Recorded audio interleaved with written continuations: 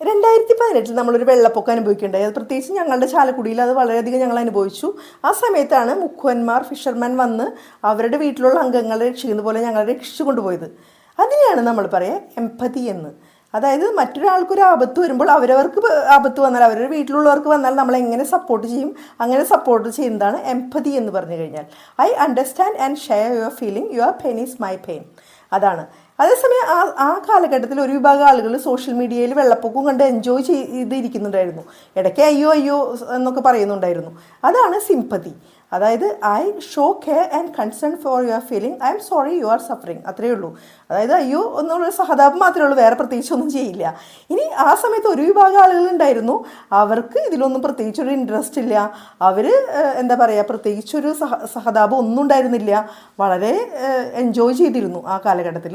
അതാണ് പറയുക ആപ്പതി. അതായത് I have no interest in your feeling, your pain is your problem. അതായത് നിങ്ങളുടെ പ്രശ്നം നിങ്ങളുടെയാണ്, അതിൽ ഞങ്ങൾക്കൊരു ഇൻട്രസ്റ്റ് ഇല്ല എന്നുള്ള രീതിയിൽ ഒരു മനസ്സാക്ഷിയില്ലാത്ത ആളുകൾ എന്ന് പറയാം. അപ്പോൾ ഇതിൽ ഈ വിഭാഗങ്ങളിൽ 3 വിഭാഗത്തിൽ സിംപതി ആണോ, എംപതി ആണോ, ആപ്പതി ആണോ നിങ്ങൾക്ക് വെള്ളപ്പൊക്കത്തിൻ്റെ സമയത്ത് തോന്നിയിരുന്നത് എന്നൊന്ന് പറഞ്ഞോളൂ കേട്ടോ. ശരി, അടുത്ത വീഡിയോയിൽ കാണാം.